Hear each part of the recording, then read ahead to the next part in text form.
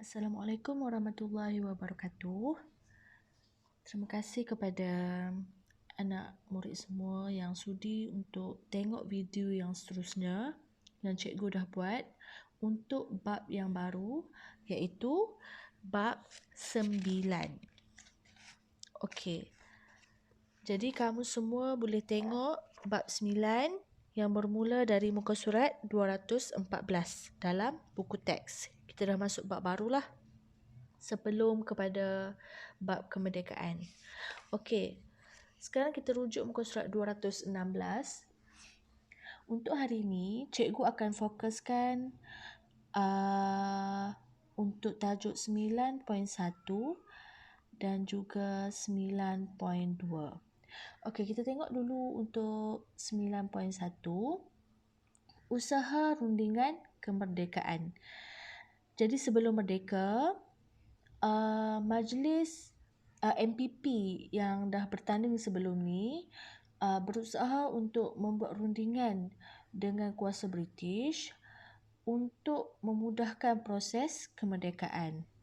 Okey, kita tengok apa yang menjadi faktor pendorong kepada usaha rundingan ni adalah, okey, kita tengok dekat sini, menyaksikan usaha membebaskan negara daripada penjajahan seperti di Mesir, India, Burma dan Filipina. Maksudnya rakyat di Tanah Melayu waktu tu dah tengok banyak negara-negara yang telah mula bebas daripada penjajah. Itu menjadi faktor kepada pendorong mereka untuk merdeka dengan lebih cepat. Okey, yang kedua, kerajaan British memberi jaminan. Dah beri jaminan kepada rakyat Tanah Melayu bahawa Tanah Melayu waktu itu akan merdeka tak lama lagi.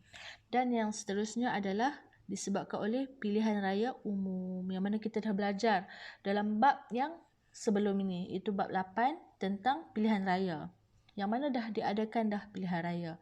Jadi ketiga-tiga faktor ini menjadi pemangkin kepada semangat pemimpin-pemimpin Tanah Melayu waktu tu untuk mengadakan rundingan kemerdekaan. Okey. Apa kepentingan rundingan ni? Okey, kepentingannya adalah bagi membincangkan hal keselamatan, hubungan British Tanah Melayu dan soal berkaitan dengan perlembagaan negara yang akan merdeka. Jadi Tunku Abdul Rahman beserta dengan wakil-wakil raja ini pergi ke London untuk berbincangkan isu-isu ni lah. Okey. Jadi kita tengok siapakah wakil-wakil Raja Melayu dan siapakah juga wakil Parti Perikatan. Yang mana kita tahu lah Parti Perikatan ni yang dah menang dalam pilihan raya umum. Yang pertama tu. Okey, kita tengoklah ini adalah wakil-wakil. 4 daripada wakil raja, iaitu dari Menteri Besar Perak, Menteri Besar Selangor, Johor dan juga Kelantan. Okay, dan siapa nama-nama tu? Dan juga siapa wakil perikatan? Kita boleh tengok kita ada Tunku Abdul Rahman, Datuk Abdul Razak Husin, Aisyah Asli dan juga Dr. Ismail Abdul Rahman. Jadi mereka adalah individu-individu yang telah pergi ke London untuk mengadakan rundingan ni lah. Okey, seterusnya kita tengok muka surat 218. Rundingan kemerdekaan berlangsung dari 18 Januari hingga 6 Februari tahun 1956. Okey, antara siapa? Antara wakil Raja-Raja Melayu, Parti Perikatan dan juga British.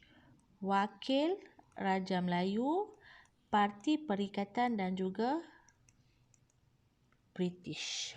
Okey, jadi 3 ni lah yang mengadakan rundingan tu. Okey, kita tengok perkara yang dirundingkan dan disepakati di London. Apa yang mereka bincangkan lah, apa yang dirunding. Okey, kita tengok dulu ke atas ni. Rombongan saya telah berusaha bagi mendapatkan taraf berkerajaan sendiri untuk Persekutuan Tanah Melayu dengan serta-merta dan kemerdekaan penuh pada tahun hadapan. Kamu tengoklah apa Tunku Abdul Rahman abang. Okey, Tunku Abdul Rahman dia kata rombongan yang dia dah bawa ni hanyalah bertujuan untuk merdeka serta merta dan mahukan merdeka pada tahun hadapan. Yang mana kita tengoklah rundingan ni tahun 1956 dan memanglah kita merdeka tahun 1957. Okey. Apa perkara yang dirundingkan? Kita boleh tengok satu-satu kat sinilah. Jadi kamu boleh tengok satu-satu. Ahli Majlis Eksekutif, Ketua Setiausaha dan Pegawai Negara dilantik oleh Pesuruhjaya Tinggi. Yang kedua, Kerajaan Persekutuan Tanah Melayu harus memberikan ganti rugi. Mengadakan perjanjian pertahanan dan bantuan. Dan yang keempat, pihak British dan Commonwealth akan memberikan bantuan seperti pertahanan kepada Persekutuan Tanah Melayu. Kita tengok pula perwakilan Tanah Melayu yang mana melibatkan Wakil Raja Melayu dan juga Parti Perikatan tadi. Menghapuskan jawatan Setiausaha Keuangan dan digantikan dengan Menteri Keuangan. Menuntut agar Menteri Hal Ehwal Ekonomi hendaklah dalam kalangan rakyat Persekutuan Tanah Melayu. Menginginkan Menteri Pertahanan daripada rakyat Persekutuan Tanah Melayu, menggantikan pengarah gerakan. Dan yang keempat, menuntut tarikh kemerdekaan tidak lewat dari 31 Ogos.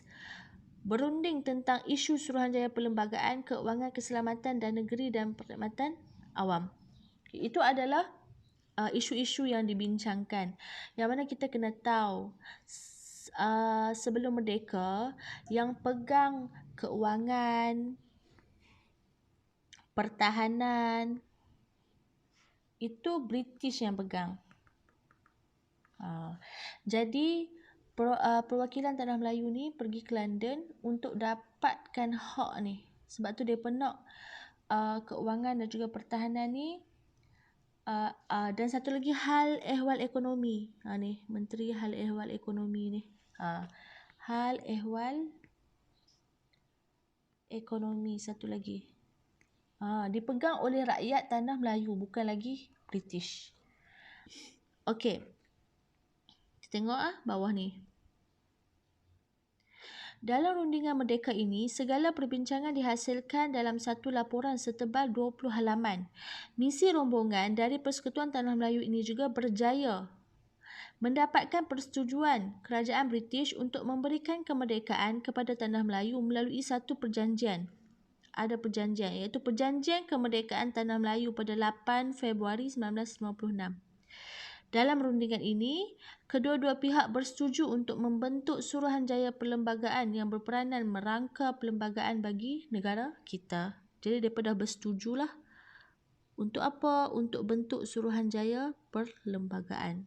Kita tengok muka surat yang seterusnya. Jadi ini adalah Suruhanjaya yang dilantik lah. Yang dipersetujui oleh British dan juga wakil dari Tanah Melayu untuk untuk mana Suruhanjaya ni bertujuan untuk merangka perlembagaan. Yang mana kita tahu perlembagaan sekarang lah yang ada di Malaysia sekarang adalah awalnya dirangka oleh mereka ni lah, Suruhanjaya ni. Okey, kita tengok lah. Apakah tugas Suruhanjaya ni? Kita tengok. Yang pertama, memeriksa aturan perlembagaan yang wujud di seluruh Tanah Melayu, mengambil kira kedudukan dan martabat Ratu England dan Raja-Raja Melayu. Dia akan memeriksa aturan perlembagaan. Yang kedua, memberikan cadangan terhadap perlembagaan persekutuan sebagai unit tunggal, bebas dan berkerajaan sendiri dalam lingkungan Commonwealth berdasarkan demokrasi berparlimen dengan 2 Dewan Perundangan. Dia memberi cadangan. Yang ketiga, mewujudkan kerajaan pusat yang kuat dengan kerajaan negeri juga mempunyai autonomi tertentu. Mewujudkan kerajaan pusat yang kuat. Yang keempat, melindungi kedudukan Raja-Raja Melayu sebagai raja berperlembagaan di negeri masing-masing. Melindungi kedudukan Raja-Raja Melayu. Yang kelima, mencadangkan satu jawatan bagi Ketua Negara, iaitu Yang di-Pertuan Besar, kemudiannya dikenali sebagai Yang di-Pertuan Agong untuk Persekutuan Tanah Melayu. Mencadangkan satu jawatan bagi Ketua Negara. Yang keenam, mengadakan satu bentuk kewarganegaraan bagi Persekutuan Tanah Melayu mengadakan satu bentuk kewarganegaraan. Dan yang terakhir, menjaga kedudukan istimewa orang Melayu dan kepentingan sah kaum lain. Menjaga kedudukan istimewa orang Melayu. Jadi tolong ingatlah keyword dia tu yang cikgu dah gariskan. Apa tugas Suruhanjaya yang tadi? Selain tugas dia yang inilah, membincangkan, menyusun dan merangka Perlembagaan Persekutuan Tanah Melayu yang merdeka. Jadi itu yang bawah tu ada 7 tugas dia secara detail. Okey, dan yang terakhir kita tengok muka surat yang keempat. Tugas Suruhanjaya Perlembagaan Persekutuan Tanah Melayu adalah seperti yang berikut. Okey, kita tengok tugas secara umum dia. Okey, apa gerak kerja Suruhanjaya Perlembagaan Persekutuan Tanah Melayu? Okey, yang pertama, meminta cadangan daripada semua penduduk yang berminat secara bertulis atau lisan. Suruhanjaya ini menerima memorandum bertulis daripada pelbagai pihak untuk diteliti. Dia meminta cadangan. Maksudnya, depa Suruhanjaya ni yang mana dia nak buat Perlembagaan Tanah Melayu ni, dia meminta, dia mendengar pendapat daripada rakyat. Apa keperluan, apa halangan dan sebagainya, baru mereka boleh buat perlembagaan tu. Jadi depa ni akan pantau dululah, ataupun kita kata sebagai kaji selidik dulu isu, baru boleh buat perlembagaan tu. Okey, yang kedua, meneliti kedudukan perlembagaan bagi negeri dalam persekutuan menghadap Raja-Raja Melayu, Menteri Besar, Penasihat British dan Pegawai Negeri. Mereka juga bermesyuarat dan melawat negeri Melayu serta negeri-negeri Selat, meneliti kedudukan perlembagaan. Dan juga mereka melawat negeri serta negeri-negeri Selat. Okey, dan yang terakhir, mengadakan persidangan untuk membincangkan pelbagai isu. Sebanyak 118 perjumpaan diadakan dari bulan Jun hingga bulan Oktober. Mengkaji dan membuat laporan serta cadangan membentuk perlembagaan bagi sebuah negara merdeka. Mengadakan persidangan, dan yang kedua membuat laporan serta cadangan membentuk perlembagaan. Okey, jadi itu adalah gerak kerja Suruhanjaya Perlembagaan Persekutuan Tanah Melayu. Okey, kita tengok kat bawah ni ya. Suruhanjaya Perlembagaan Persekutuan berunding dengan pelbagai pihak. Mereka menyuarakan idea dan pandangan bagi membentuk sebuah negara merdeka yang sejahtera. Sikap prihatin, terbuka yang berterusan dizahirkan dalam menggubalkan perlembagaan yang merdeka. Jadi mereka ambil segala aspek. Sebab tu sebelum mereka nak buat perlembagaan ni, mereka perlukan cadangan. Mereka jumpa dulu raja-raja, menteri dan sebagainya. Berbincang, baru boleh cipta satu Suruhanjaya Perlembagaan.